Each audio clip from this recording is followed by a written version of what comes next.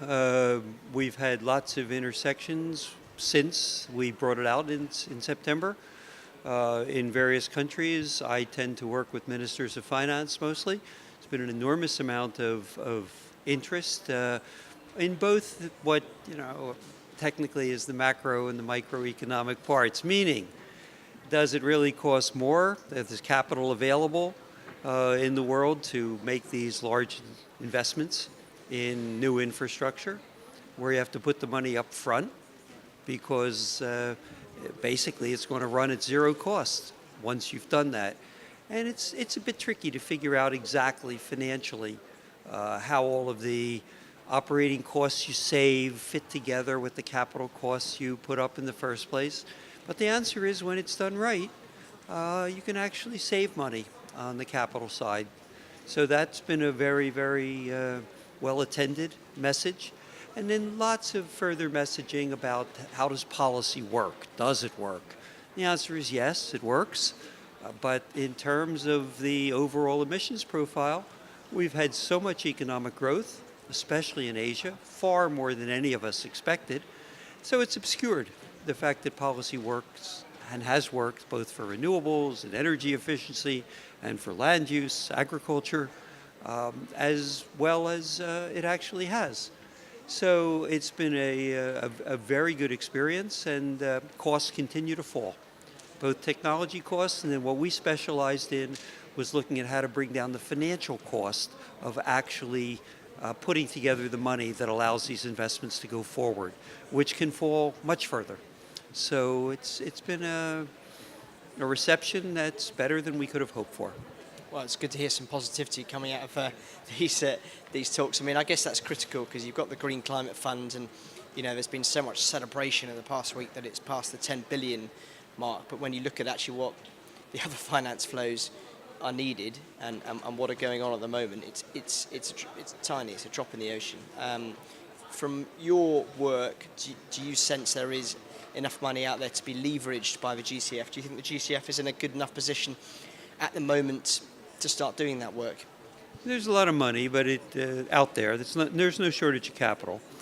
I think the question is whether the public money that's available, including the money that has been contributed to the GCF, will be structured in such a way, put together, that it really does produce new projects where the risk was not going to be taken by the private sector, and does so in a way that is cost effective. And there are so many ways to deliver public finance, whether in feed-in tariffs or concessional lending or various forms of guarantees or different types of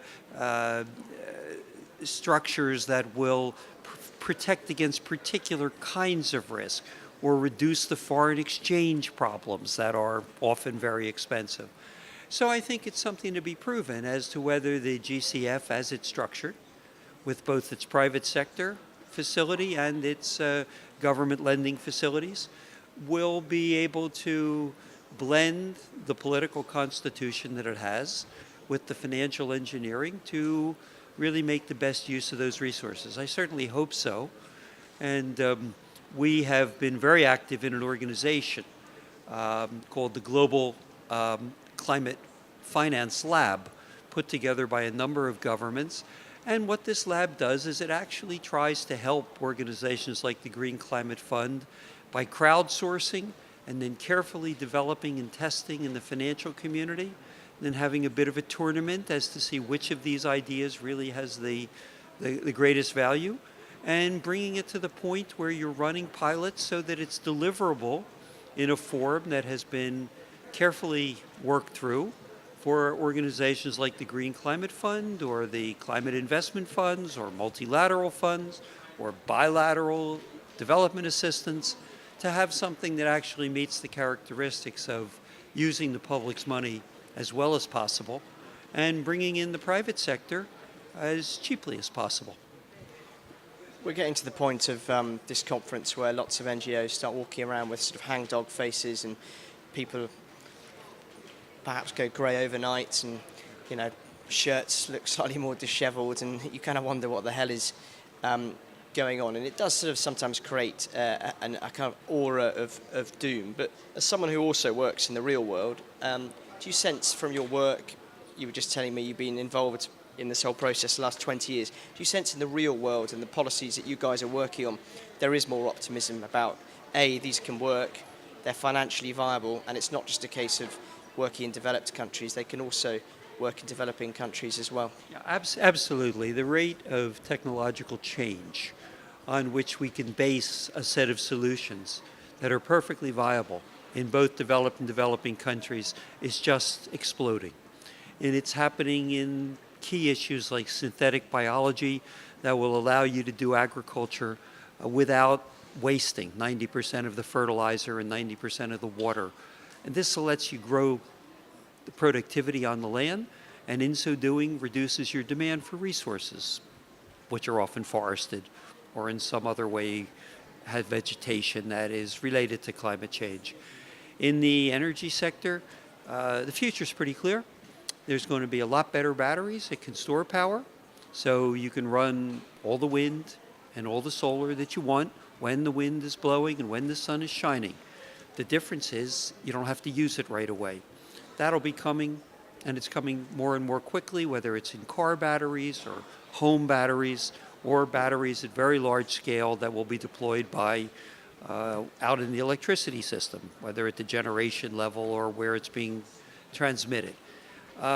We will see the rise of the same things that we see every day. You know, I could haul out my cell phone, but it's those platforms that are developing so fast that will allow us to manage data at levels that we've never imagined before, and to communicate with our homes, other end users, about exactly when you need electricity to be sent from distributed systems and exactly what the prices will be when it's coming out from central systems.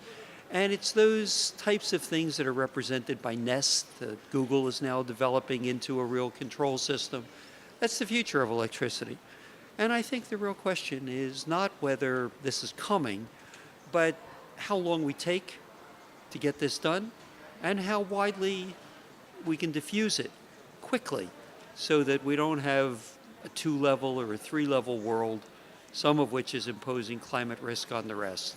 So I think in the real world, certainly where I live in Silicon Valley, the gloom and doom and the hangdog, I won't talk about the shirts because they can still be pretty messy, but there's a lot more optimism than you have among a lot of the political authorities who really do see this as a very difficult problem of coordination and a long history of very difficult negotiations about who should bear burdens. I think the key thing is understanding, in the end, there are no burdens to be shared because there's just opportunity to be transferred, enjoyed, brought forward to people all over the world.